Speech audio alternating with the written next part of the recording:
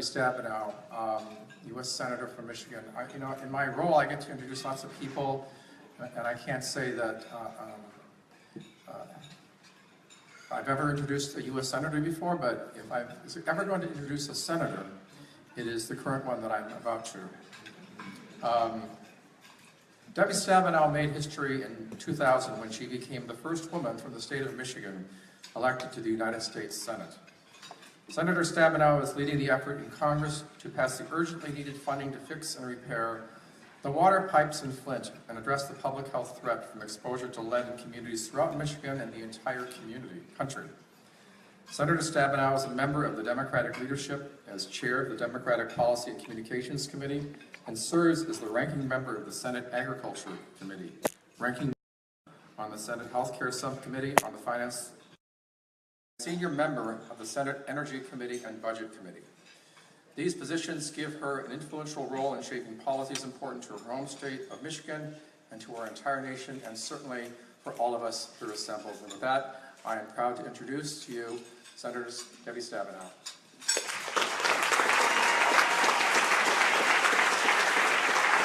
Good afternoon. Good afternoon. It is not only great to be here. I've been looking forward to coming to speak with you, but it's incredibly timely because we are literally in the middle of trying to figure out whether there's going to be a water resources bill, and I want to update you on that and give you a call to action. You are not allowed to leave this lunch without doing something. So that's what I'm asking of each of you. But first I want to thank David and everybody at Kresge. And there's a long list. Of course, when we're focused on Flint right now, Mott Foundation and Kellogg and Robert Wood Johnson, and so many others in public-private sector who have been involved with us. I want to thank each and every one of you. This is important. Public-private sector, nonprofit sector coming together to focus on an issue that we need to get our arms around for good in order to address this. We're talking about poisoning of children and adults, and it's time to stop it.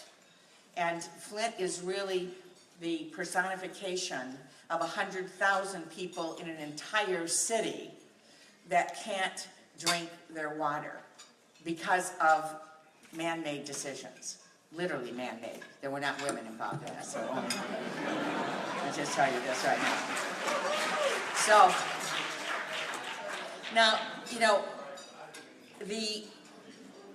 I know you've heard from Dr. Mona, our great hero, Dr. Mona Hanna, a t-shirt. Where's Mona? Thank you, Mona, for all of your wonderful leadership and you've done. And I know you heard from our great Mayor Karen Weaver. And I know you know this story of Flint. But I just want to share one story that a mom shared with us when we had a group of parents in not long ago. And I've spent literally focusing on Flint has become a second full-time job for me. And I'm happy to do it, but we've got to make sure we actually get things done for people. And my partner in the Senate, Gary Peters, and Congressman Dan Kildee, we've been like laser focused. But every time I'm with family members, every time I'm in the community, I'm just reinforced by the stunning situation that people are living in, first of all, that none of us would tolerate in this room in terms of continuing to have to use bottled water to bathe. After church on Sunday, buses pulling up to take people to places where they can shower and bathe for the week. The fear that families feel, the guilt that moms and dads feel about somehow inadvertently having had their children poisoned. But one mom shared with us a story that exemplifies what we're all talking about here and why this is so important. Not just lead and water, which is what we're dealing with, housing, exposure in multiple ways. But one mom that came in when we were holding a press conference back in September talked about her young daughter who had been in school, was bright, was engaged, and after drinking lead-tainted water over and over and over again. She became unfocused in school. It was very difficult for her to do her homework, something that had been easy before. She wasn't engaged. She was very lethargic. And at one point, as she was eating, her teeth were crumbling when she was trying to eat a sandwich. And so her mom took her to the doctor, and when they tested her, they found she had 0 vitamin D in her system. 0 in her system. And as you can imagine, they rushed her to the hospital, massive doses of vitamin D.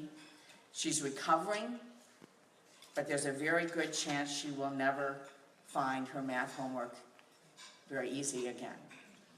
That's one little girl. We have 9,000 children under the age of 6 in the city of Flint alone, not counting older children and adults. So this is a big deal.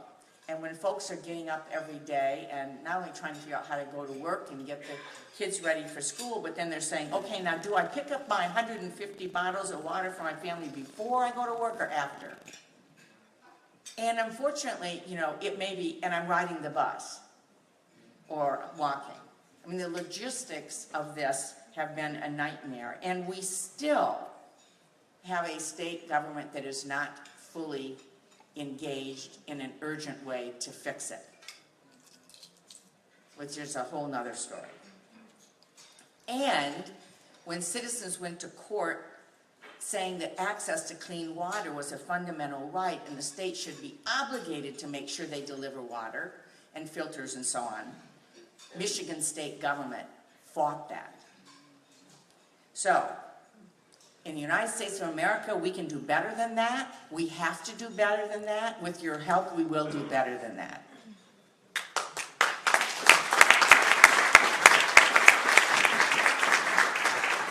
So let me share with you where we are at this point. We started working, actually started after meeting with Dr. Mona way back. I don't even remember which October was it. Mona, this all runs together, but when we sat down originally, and Mona shared with me her results of what was happening to the children, and said to me, do you realize that moms are mixing baby formula through WIC with this water? The first thing I did was call up the Department of Agriculture's, at that time, chair of the Senate Agriculture, Nutrition, and Forestry Committee.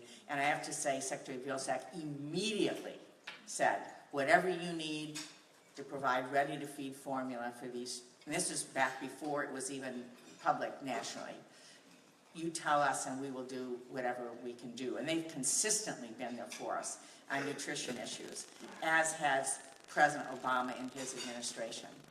But when this became a national issue, and rightly so, tremendous focus on this, and the urgent call came up nationally, we started in January figuring out how the federal government could participate in fixing the pipes, replacing or repairing the pipes as a partner with the state government, even though the state caused, 90% of this was actions of this state, but in order to move things, try to get a sense of urgency, we felt like any other community, any other national emergency, federal government has a role to play on behalf of its citizens. So in February, we rolled out a measure and started to work on it. And we held up an energy bill to get focus on it. We developed a bipartisan consensus. I have to say that colleagues in the Senate,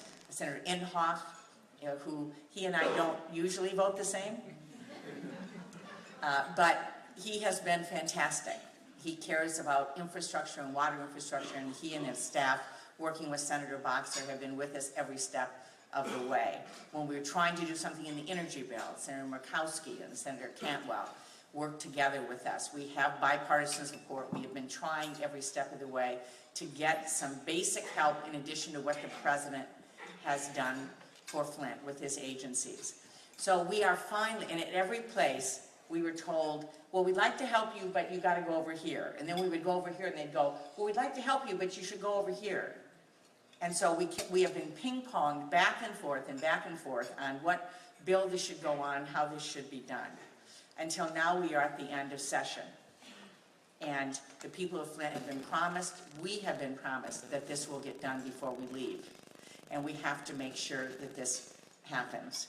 So what are we trying to do?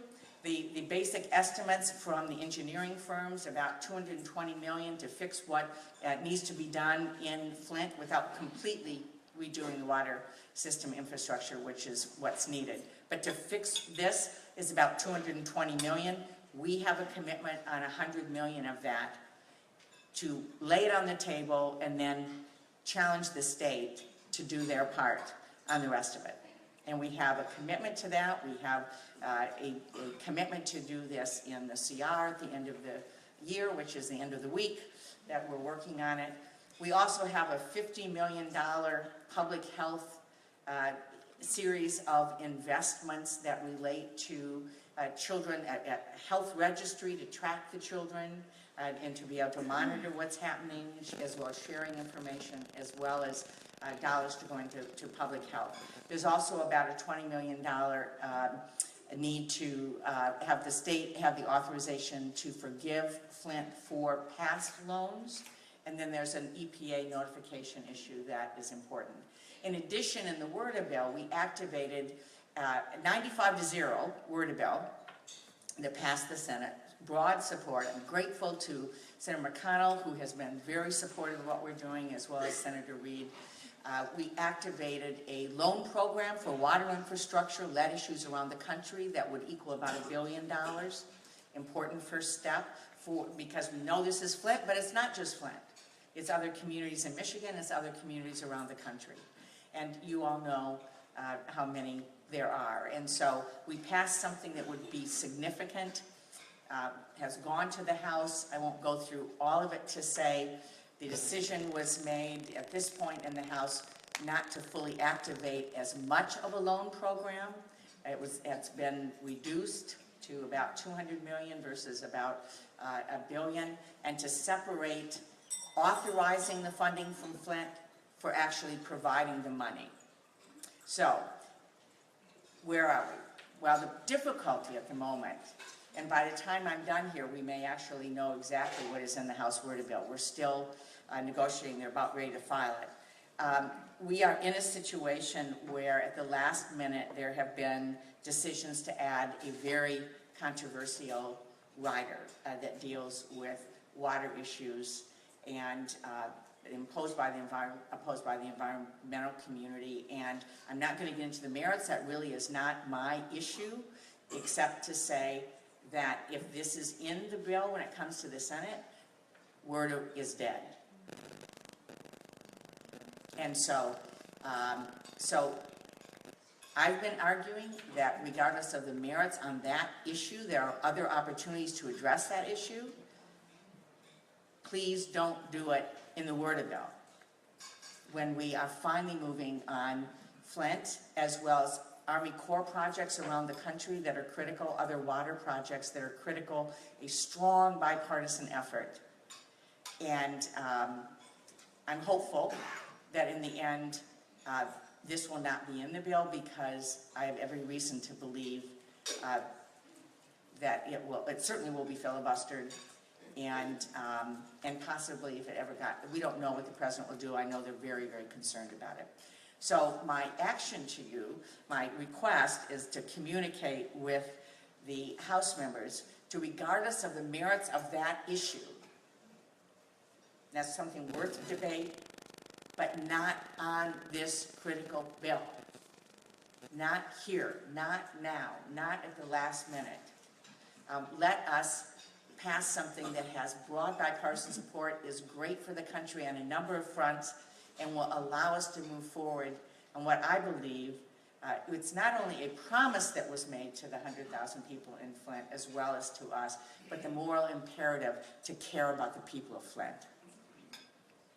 So, let me just mention a couple of other things. So that's the directive. Please, please reach out to someone. I know that the Democratic leader in the House is very concerned about this as well, but we need to indicate to them this word bill is really important, not to create risky situations. On the positive front, as it relates to what's happening on the actions around Flint and lead exposure, I really do want to thank President Obama and his entire team. I don't know who's here from the administration. I know we have HUD, who else do we have other folks here as well. People have been fantastic. The administration, the leaders, the cabinet secretaries have been amazing. Not only expanding healthcare funding through Medicaid to every young person up to the age of 21 and pregnant moms in Flint, but also expanding Medicaid services to those who are currently on Medicaid as well.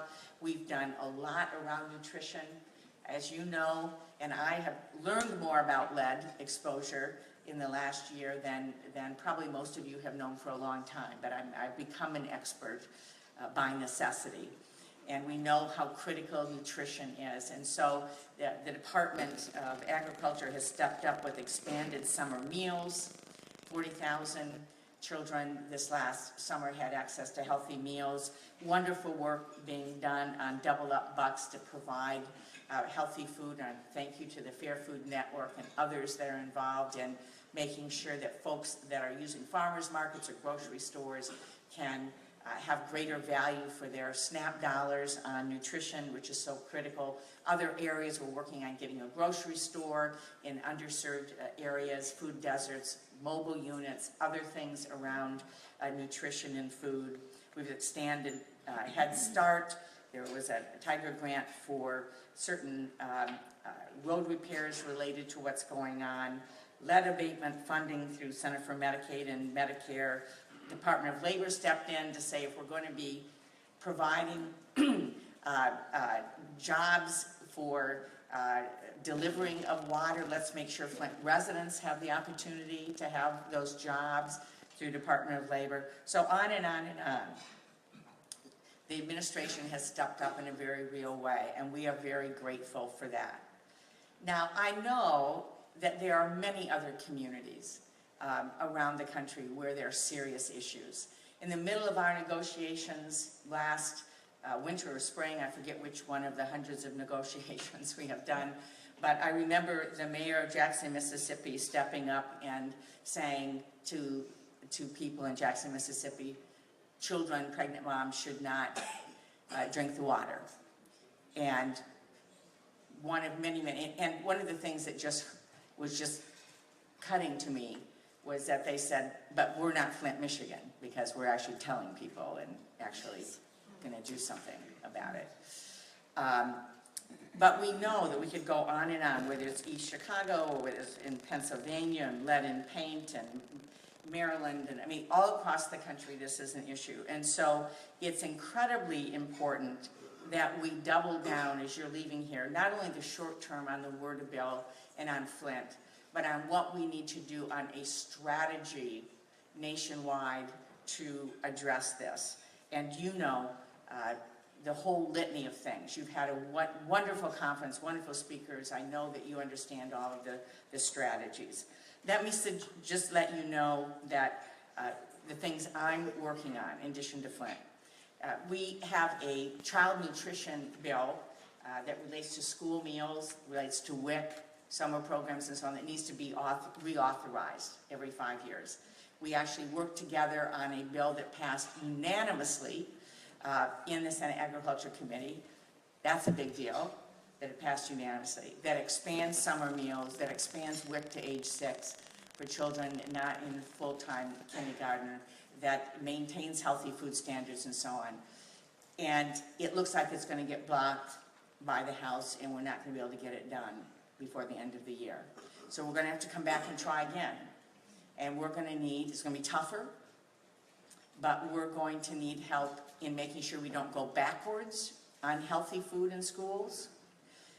We have very radical things like saying that for a school meal, a child needs to get a half a cup of fruit or vegetable. This is really radical. I don't, look at how much you have on your plate. I mean, half a cup. It's a big deal, yeah.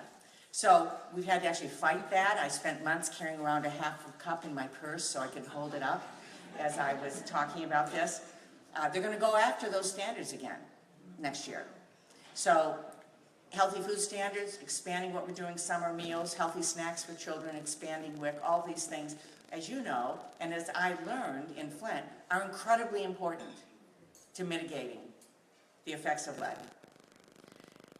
The other thing is, as we go into a Farm Bill reauthorization, making sure we maintain strong nutrition funding and what we call double up bucks. So if you are using your food dollars and you are purchasing fruits and vegetables, you can get double the value of your food assistance, so we can help people be able to get healthy foods. There's a bill of mine we've been trying to get passed now for several years called Healthy Moms, Healthy Babies, which would expand quality standards under Medicaid for labor and delivery that also affects all of this. And then, of course, the lead and copper rule. And I know you have been involved in this. The rule was originally established in 1991, hasn't been updated in 10 years. The EPA's long-term recommendations would make it easier to replace lead service lines and to educate the public and to change rules that need to be updated. Very important. I know there's a lot of focus in this room, as well as EPA's lead safety certification. And I'm joined with colleagues to speak out about strengthening the rules to make sure that contractors are certified according to the EPA's lead renovation, repair, and painting rules. So there's a whole range of things that need to happen, from prevention, which is the best thing, right, is stop the lead exposure by stop having lead exposure for children. I mean, that's the first thing, right? So that's number one.